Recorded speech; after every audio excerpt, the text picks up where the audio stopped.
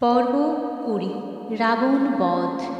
রামের সঙ্গে রাবণের ভীষণ যুদ্ধ শুরু হলো।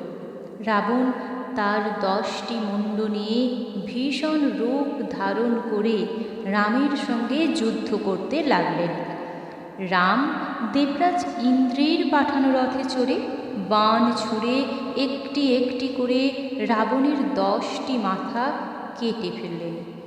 কিন্তু সঙ্গে সঙ্গে একই জায়গায় নতুন মাথা গজিয়ে উঠতে লাগল।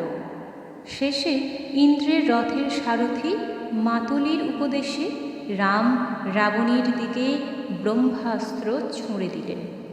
সেই অস্ত্র এসে রাবণের বুকে বিঁধতেই রাক্ষসরাজ নিহত হলেন।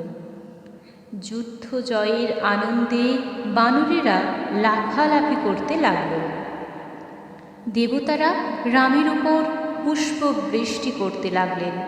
রাবণের মৃত্যুতে মন্দোদরী, বিভীষণ প্রমুখ শোকার্ত হয়ে পড়লেন। রাম বিভীষণকে সান্ত্বনা দিয়ে বললেন, মৃত্যুর পর সব শত্রুতা শেষ হয়। আমাদের প্রয়োজন সিদ্ধ হয়েছে। তুমি রাবণের সৎকার করো।